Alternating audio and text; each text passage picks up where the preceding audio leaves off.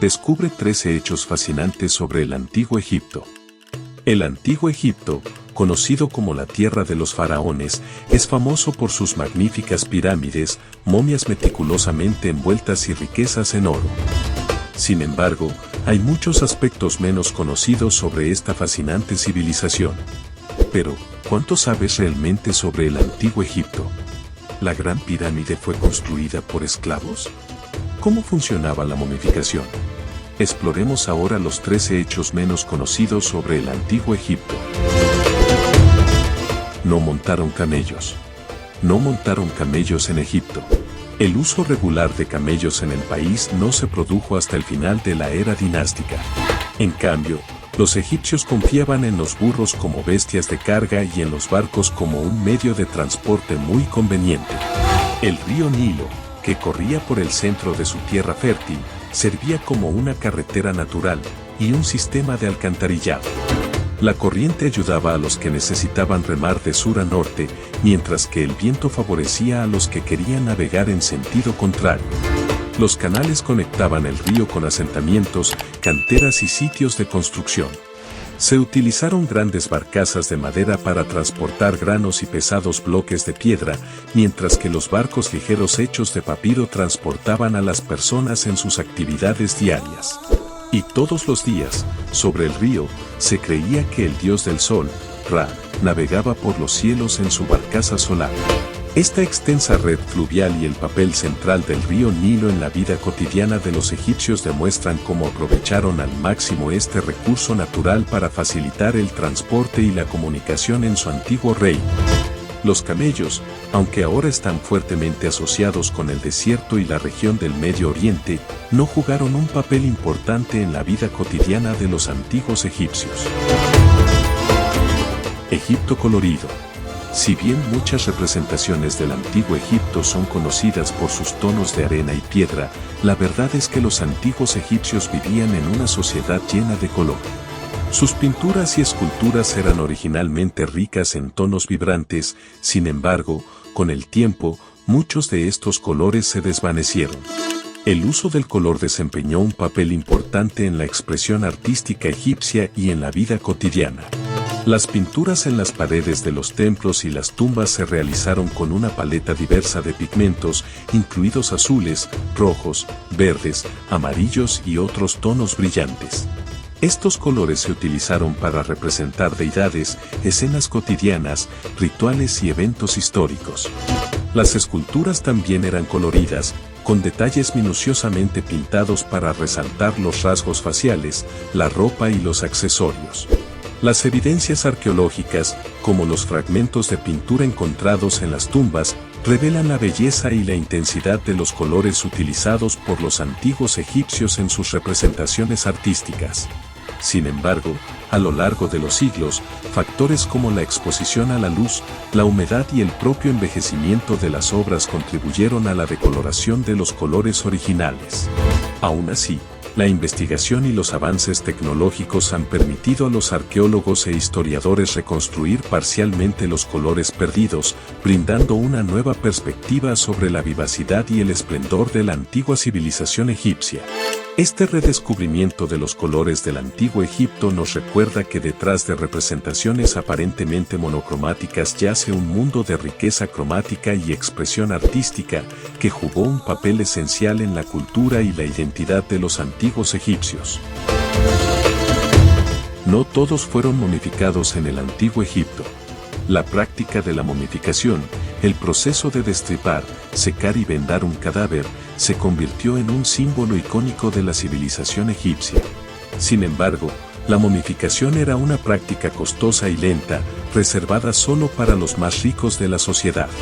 La gran mayoría de los egipcios fallecidos fueron enterrados en tumbas sencillas en el desierto. Entonces, ¿por qué la élite sintió la necesidad de momificar a sus muertos? Se creía que la vida después de la muerte era posible siempre que el cuerpo conservara una forma humana reconocible. Irónicamente, esto podría lograrse fácilmente enterrando al difunto en contacto directo con la arena caliente y estéril del desierto, lo que conduciría a la desecación natural. Sin embargo, la élite optó por ser enterrados en ataúdes dentro de las tumbas, lo que resultó en la extracción de los cuerpos de la arena y, en consecuencia, en su descomposición. Esta demanda de equipo funerario elaborado y la preservación de cuerpos reconocibles llevó al desarrollo de la ciencia de la momificación artificial.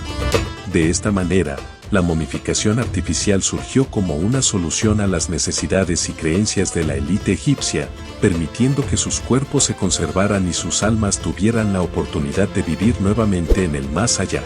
Aunque la momificación está ampliamente asociada con el antiguo Egipto, es importante señalar que la práctica no era común a todos, sino más bien una prerrogativa de aquellos con un alto estatus y recursos. El juego de Senet. Senet es ampliamente reconocido como el juego de mesa más antiguo del mundo, habiendo gozado de gran popularidad en el antiguo Egipto. Este intrigante juego fue disfrutado por adultos y niños por igual, trascendiendo las barreras de la edad. Senet requería estrategia y habilidad, y su intrincado tablero estaba formado por 30 cuadrados dispuestos en 3 filas paralelas.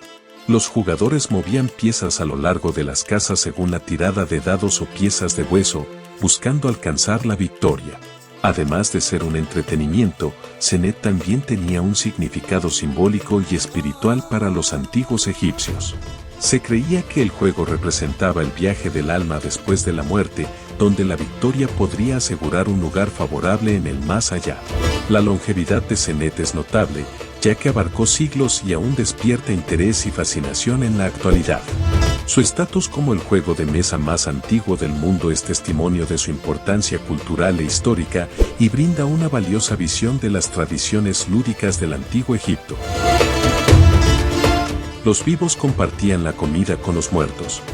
La práctica de compartir la comida con los muertos era una parte importante de las antiguas creencias funerarias. Las tumbas fueron concebidas como hogares eternos para los cuerpos momificados y los espíritus que convivían con ellos. Una tumba capilla accesible permitía a los familiares, simpatizantes y sacerdotes visitar al difunto y ofrecer las ofrendas regulares requeridas por el Ka, mientras que una cámara funeraria oculta protegía a la momia de posibles daños. En la tumba capilla se ofrecía regularmente comida y bebida. Después de ser consumidos espiritualmente por Ka, estos artículos fueron consumidos físicamente por los vivos. Durante la Fiesta del Valle, una celebración anual de muerte y renovación, muchas familias pasaban la noche en las capillas de las tumbas de sus antepasados. En las horas de oscuridad, se reunían alrededor de las antorchas, bebían y festejaban, mientras los vivos celebraban el reencuentro con sus seres queridos fallecidos. Esta práctica de comer era una expresión tangible del vínculo continuo entre los vivos y los muertos. A través de ofrendas y festivales, la gente honraba a sus ancestros, alimentando su espíritu y manteniendo viva la conexión entre las dos esferas de la existencia. Estos rituales se consideraban fundamentales para el equilibrio y la armonía entre el mundo de los vivos y el mundo de los muertos, perpetuando la memoria y el legado de quienes partieron. Las mujeres egipcias tenían los mismos derechos que los hombres. En Egipto, las mujeres disfrutaban de los mismos derechos que los hombres, especialmente cuando tenían un estatus social similar. Según la ley, hombres y mujeres eran tratados como iguales, lo que permitía a las mujeres poseer propiedades, ganar dinero, comprar y vender propiedades, así como heredar propiedades. Además, no necesitaban tutores masculinos para protegerlas legalmente y, si enviudaban o se divorciaban, podían cuidar de sus propios hijos. Las mujeres también tenían derecho a presentar casos ante los tribunales y ser juzgadas por ellos. En situaciones en las que el esposo estaba ausente, tenían la responsabilidad de hacerse cargo de los asuntos comerciales. Aunque el matrimonio era una expectativa para todos en el antiguo Egipto, las esposas y los esposos estaban diseñados para desempeñar roles complementarios pero opuestos dentro de la institución del matrimonio. La esposa, considerada la dueña de la casa, asumía la responsabilidad de los asuntos domésticos internos. Ella se encargó de criar a los niños y llevar la casa. Por otro lado, el marido, como pareja dominante en el matrimonio, desempeñaba un papel externo, siendo responsable de asegurar el sustento económico de la familia. Los escribas rara vez escribieron en jeroglíficos. Los escribas rara vez usaban la escritura en jeroglíficos. El sistema jeroglífico, compuesto por cientos de imágenes intrincadas, era visualmente impactante pero tomó mucho tiempo crearlo. Por ello, su uso se reservó para textos de extrema importancia, como los que adornaban las paredes de tumbas y templos, además de los registros de las hazañas de los reyes. En los asuntos cotidianos, los escribas de Egipto usaban rutinariamente la escritura hierática, una forma simplificada o abreviada de jeroglíficos. Al final del periodo dinástico, comenzaron a usar el demótico, una versión aún más simplificada del hierático.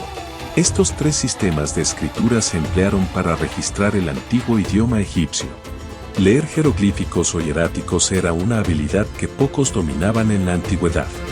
Se estima que no más del 10%, y posiblemente menos, de la población sabía leer y escribir, lo que significa que solo un pequeño número de personas tenía los conocimientos necesarios para descifrar estas escrituras complejas. El rey de Egipto podría ser una mujer. En Egipto, existía la posibilidad de que una mujer tomara el trono como rey. Aunque lo ideal sería que el rey fuera hijo del monarca anterior, hubo momentos en que esto no fue posible. En estas circunstancias, la ceremonia de coronación tenía el poder de transformar incluso al candidato más improbable en un rey poderoso y respetado. En al menos 3 ocasiones documentadas, las mujeres han tomado el trono de Egipto, gobernando como reyes y ostentando plenamente el título y los poderes asociados. El gobernante más destacado entre ellos fue Hatshepsut, quien gobernó Egipto durante más de 20 años durante un periodo próspero en la historia del país. En el idioma inglés, donde rey es un término específico de género, clasificamos a Sobeknefru, Hatshepsut y Taushret como reinas reinantes. Sin embargo, es importante señalar que, en lengua egipcia, la expresión que traducimos tradicionalmente como reina significa literalmente esposa del rey y no es adecuada para describir a estas mujeres que gobernaban de forma independiente y con plenos poderes reales. Pocos hombres egipcios se casaron con sus hermanas. En la antigua civilización egipcia, era relativamente poco común que los hombres comunes se casaran con sus hermanas. Sin embargo, entre los reyes de Egipto, algunos optaron por casarse con sus hermanas o medias hermanas. Estas uniones incestuosas estaban destinadas a asegurar que la reina fuera criada desde su nacimiento para llevar a cabo sus deberes reales y que mantuviera una lealtad incondicional a su esposo e hijos. Además, estos matrimonios proporcionaron parejas adecuadas para las princesas que, de lo contrario, podrían permanecer solteras, al tiempo que restringían el número de candidatos al trono. También hubo una asociación simbólica con los dioses, ya que varias deidades egipcias como Isis y Osiris fueron representadas en uniones incestuosas. Sin embargo, es importante tener en cuenta que los matrimonios entre hermanos nunca fueron obligatorios, y algunas de las reinas más prominentes de Egipto, incluida Nefertiti, no tenían estatus de nacimiento real. Fuera de la familia real, los matrimonios incestuosos eran aún menos comunes y solo se hicieron más frecuentes hacia el final de la era dinástica. La estrecha terminología utilizada por la realeza egipcia, donde los términos padre, madre, hermano, hermana, hijo e hija eran los únicos que se usaban, junto con la tendencia a aplicar estas palabras de manera amplia, generó confusión sobre el tema. Esto permitió que la palabra hermana se usara tanto para describir a una hermana de sangre como a una esposa o amante, generando ambigüedad y diferentes interpretaciones. No todos los faraones construyeron pirámides. No todos los faraones construyeron pirámides, aunque la construcción de tales monumentos fue una práctica predominante durante el Imperio Antiguo, alrededor de 2686 a 2125 a.C., y el Reino Medio, alrededor de 2055 a 1650 a.C., en Egipto.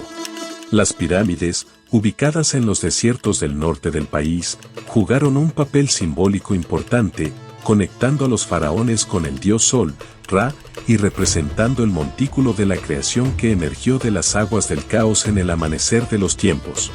Sin embargo, con el comienzo del Imperio Nuevo, alrededor de 1550 a.C., la construcción de pirámides cayó en desuso.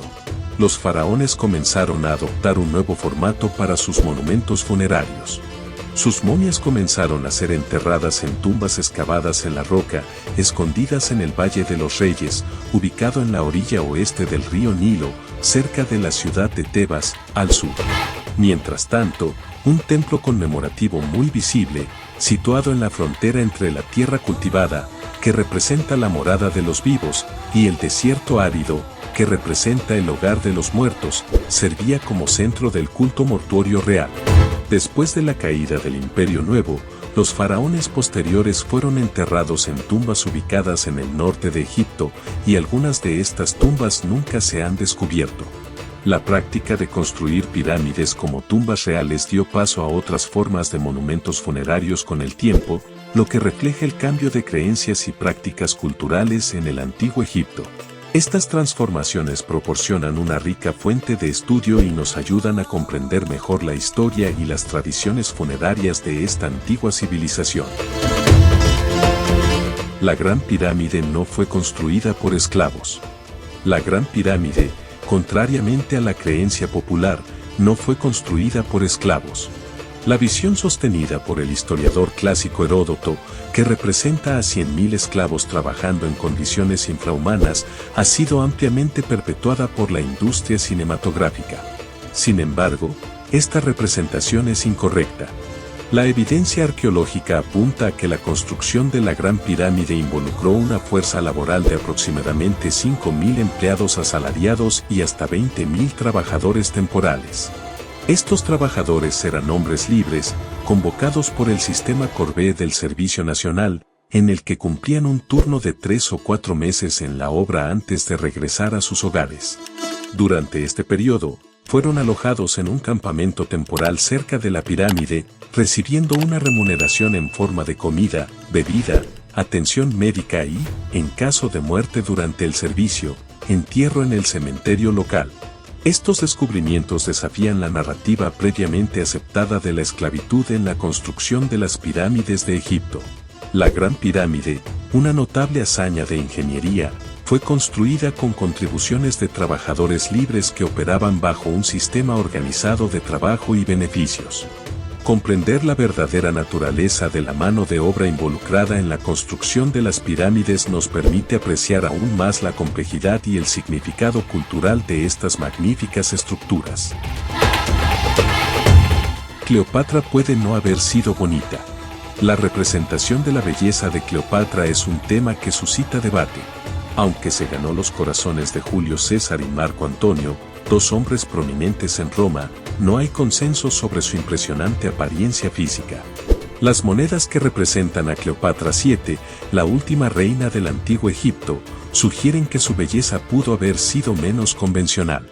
En estas monedas se la representa de perfil, con nariz prominente, mentón pronunciado y ojos hundidos.